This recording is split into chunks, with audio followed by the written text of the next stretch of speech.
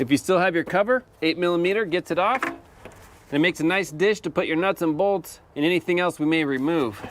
10mm gets this out of the way. So as far as our fuel injectors, they go into the intake manifold, so we don't have to remove the fuel rail or the injectors, just the electrical connectors. So we'll get all those disconnected.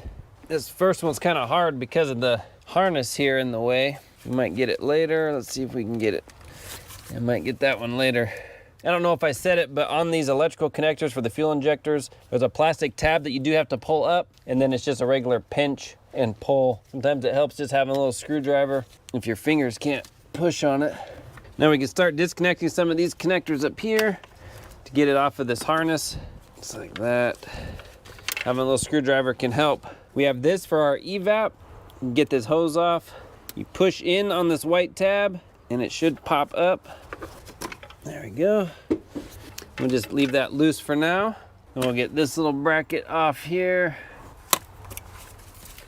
Okay, there we go. 10mm right here. There we go. Perfect. Let's see what else. Our map sensor back here. There we go. I can get to that fuel injector a little better.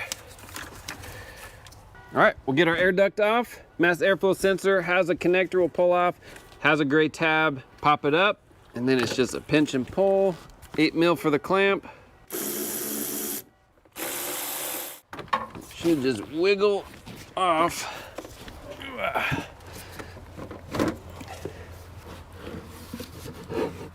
All right, got that. Just take this boot off, put them together. Throttle body connector, gray tab, pull back, then pinch. I think that's everything on this side. We have one hose under the throttle body, coolant hose. Okay. Little coolant's coming out of that throttle body. No big deal, just have a catch pan underneath. You can even drain your coolant before we get this far. Okay, just double checking, got that undone. Everything over there is undone. Okay, so on this side over here, we have our fuel line that goes into our rail. We'll disconnect that. Let me move you around, you can see better. Okay, so for the fuel, what we're gonna do on this side, there's a Schrader valve. We'll just pop that off. Okay, then we're gonna have a towel, and we're gonna have a screwdriver. We're gonna push on that Schrader in the middle, and that'll get any of that leftover fuel pressure to bleed out, get caught in our rag. Okay, I think that's it. Do it again, just to be sure. Okay, so that's it there. Then on this side, right here, we'll pop this metal clip off here, and then we'll use one of these tools, whichever one fits, and it'll go in this cavity here in the front and push back, and it'll release a spring inside, and then this hose here will be able to slide off. That's the plan anyway. So this metal clip should come off one side and then slide out just like that, easy peasy. Find out which one of these. I'm gonna start with a 1/2 inch just to see if it'll slide in. Of course I drop it. Okay, maybe even smaller. Let's do one smaller. Okay, and then I'm gonna put the rag over the top of it for any spray. Let me put some goggles on. All right. So now you're just pushing in and pulling the line off. So I just have the rag for any spray. There we go. And that's it. Little fuel drippage, you'll collect it with your rag, and that'll just sit aside. Now, I believe we just have a series of 8mm just along the sides holding our manifold in.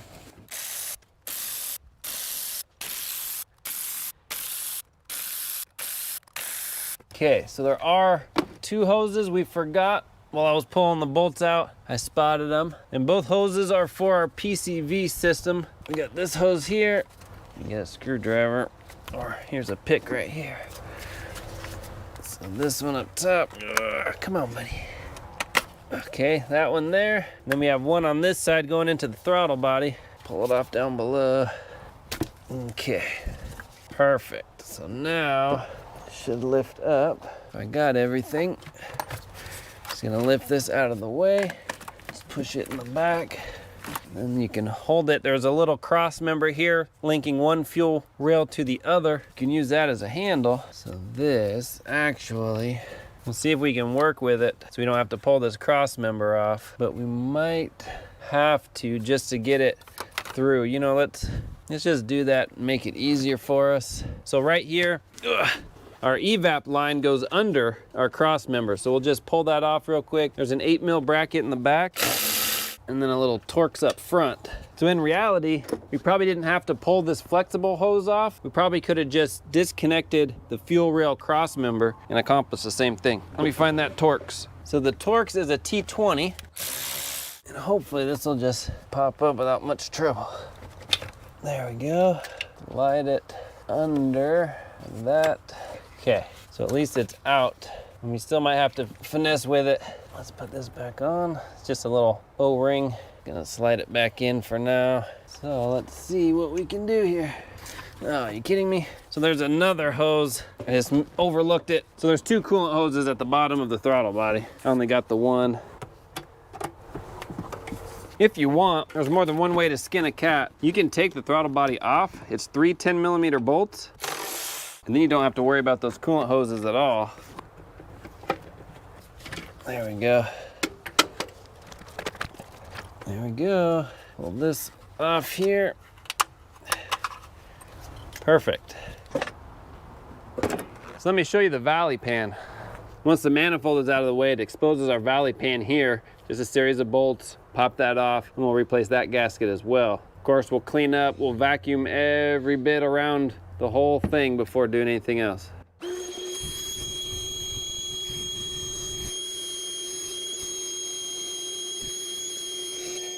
Let's stuff some rags in the intake ports so we don't get anything falling down there. Okay, perfect. To pull the valley pan off, we have a series of 13mm bolts. Where the wires go in the top, those are caps. We want to pop off those caps and disconnect those electrical connectors. In order to get the connector off, you want a good pick. Just a small little pick in there. Okay. Now we want to take out our knock sensors, 22mm. All right, there we go, perfect. Okay, we want to wipe off our surface, get it nice and clean for our new gasket. Use a little brake clean if we want. You just want to wipe it all off. You don't want to get it any inside the engine, so use the vacuum the best you can. You can even use a vacuum while you're wiping around. Okay, that's it. Same to the back side here. We just want to get it nice and clean for our new gasket surface. Let me see if the kit came with new seals here. I believe it did. Let me double check. Cool, so the kit does come with these new seals. Pop the old ones out, put the new ones in. So our intake manifold gaskets, we'll put those aside. It also comes with a valley pan, valve cover gaskets, so that's something you can do. Since we're in here, doesn't take too much more just to pop those valve covers off, put in new gaskets, got injector O-rings, which we didn't pull our injectors out, but again, repair of opportunity. If you want to pop them out, go ahead, pop them out, put new seals in, and these are for our valve cover gaskets as well. So that's the kit. Also comes with this exhaust thing and this other seal I'm not sure about, but this truck just might not have that option. Oh, it also has these, so we're definitely gonna replace these. These go to that coolant pipe. So let me show you how to replace these seals here in the valley pan. Okay, so these gaskets come out pretty easy. You could take, this is the bottom side, take a screwdriver, put it in, and just pop up. If they're giving you a little trouble like this one, put my foot on it. You can collapse the side of it. Now it might pop up a little easier. There we go. Super easy once you collapse the side. I might just do it to this one. Collapse the side. There we go. Perfect. Find a rag. Let's wipe it out. Okay, on the new ones, we can either put it in the hole or on the outside of the new ones. Just a little bit of silicone paste as a lubricant so it goes in nice and easy. And you just push it in until they bottom out. And that's it. So do the same thing to the other side. They don't have to be hammered in or pressed in much more than just what your hands can do. Just making sure it bottoms out. You can flip it over, look inside the channel, and you can see it seated all the way to the bottom. And that's it. Done. Just gonna wipe this off. Okay, clean off this side too if you want. It's gonna be under a bunch of stuff, but a little pride in your work. Make it nice and shiny. Okay, so the gasket can only go on one way, and you can tell by how the shape in the back looks. Let's put that on, and then we will set this down. Now, you can put a little of that silicone paste on here so it slides over where the knock sensors go a little easier. There we go. Give it a push. Nice. Throw in our bolts. Now we'll tighten these down and torque them. Okay, so now on to 10mm bolt, one on this side, one on this side. That'll get this little coolant cross member out. All right, bolts are out. Wiggle, wiggle, bunch of coolant. It's gonna get this gasket super disintegrated. Let me pick it out. There's not even enough of it left to show you. Looks like it's just an O-ring. Yeah, it's just kind of disintegrated, but that's what it looks like, just a little O-ring. Trying to scrape off the old stuff as much as possible. If you need a little more, you can use a plastic razor blade to get the rest of that rubber stuff off. So we'll do the same thing on this side. I'll just wipe it good and clean. Good and clean. If there's any O-ring material left, just scrape it out. And we'll blow it with an air gun. So on these, I don't necessarily care for the design. They do go on like that. They fit perfectly. But because this channel is so deep, I'm just gonna put an O-ring back on, just like they had from the beginning. So just have a little assortment of O-rings from Harbor Freight. And let's see if we can find the right size. Okay, I found ones that'll fit perfectly. And all you want with your O-rings is that they protrude out so that when you bolt it down, it'll squish a little. So you just want a little bit of squish. Let's push those in, push those in. I think that's good enough. So now, bolt them down. They don't fall out. Perfect. Put our bolts back in. Now, if you do decide to get the ones from the kit, I'm sure they're fine. That's entirely up to you. I'm just deciding to do this instead. Tighten these down. I don't have a torque on those, just snug is good. I'm just gonna get an air hose and blow out all the coolant and stuff so it'd be easy to spot a new leak if there is one. Now, on our manifold, pop this up. Watch out, there still may be some fuel in it. We want to just pop this off like that. Nice. Okay, and then we'll just wipe all around. Make sure it's good and clean. Make sure it's good and clean. Watch your injectors. You don't want to get a bunch of gunk on the tip of your injector. Easy to avoid. Okay, we'll do that to all of them. Okay, perfect. Then we take our new gasket. We'll just pop it on. It should just click on in its same grooves that it came out from. It should just snap into place. That's it. So there's one. Just make sure it sits flat. We'll turn it around and do the other side. I'll tip it over. Again, fuel may come out. Pop this off. Get a little of this.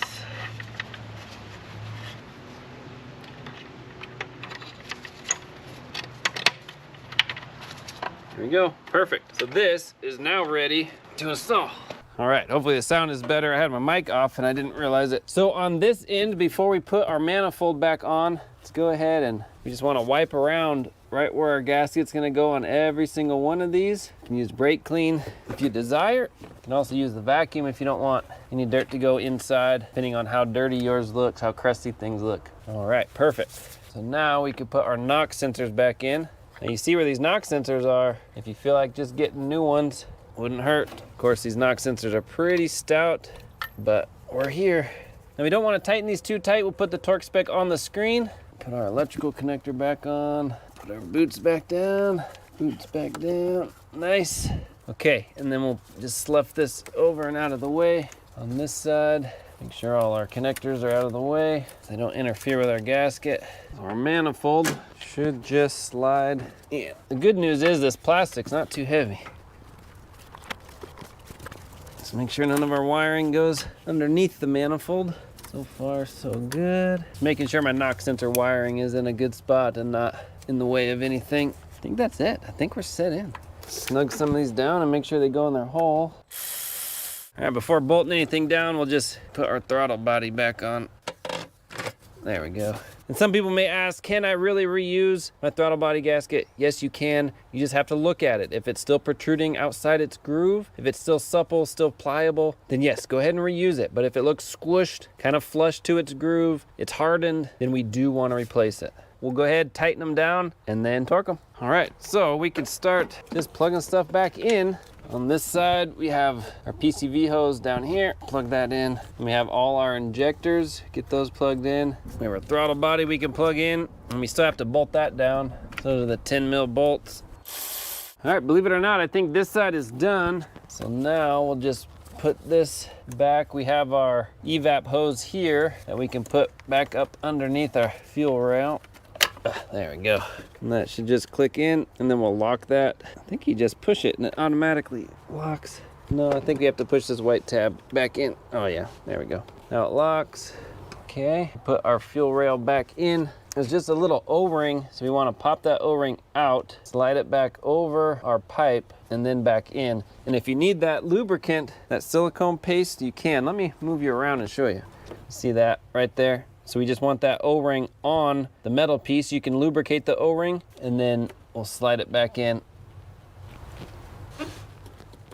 There, till it bottoms out, and then we'll put our little retainers back on. And just snug those Torx down. It's going into plastic, so it doesn't have to be crazy tight. Let me see if I can move you around to the other side. Okay, same thing on this side. We'll get the injectors on. Let's get this harness back in its position, like that. This went inside the channel, like that. And we do have this PCV hose we'll get before we forget. Okay, that goes on. Our NOx sensors can get connected. Map sensor in the back, connected. Now our fuel rail, we don't need any special tool to put it on. You just slide it on until it clicks, and then try to pull it out and make sure it's locked. Then we'll get our tool or our little clip here, slide that on and lock it. It's just an added protection. The injectors over here. Okay, injectors are good. Just close this up here, and then we'll close this up down here. We have the alternator we can plug back in. Our purge valve we can put back in. Okay, double check, I think we're good. Put our cover back on, a little boot here. If you got any coolant on your belt, you wanna go ahead and rinse that off really well, or you may get a belt squeak.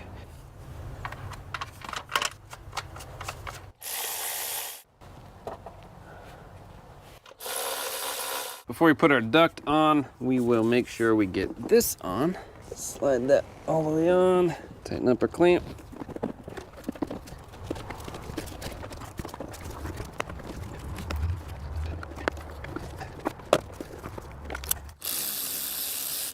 All right, that's how you can replace the manifold gasket and the Valley pan gasket. Not a whole lot to do. There are a few things like the fuel. Just have to be careful, wear goggles, glasses, and a rag over it. Other than that, the hardest part of this whole job actually was getting the connectors off of the injectors. So once you get those off, the rest of it, breeze. If you have any questions, comment down below. Thanks for watching.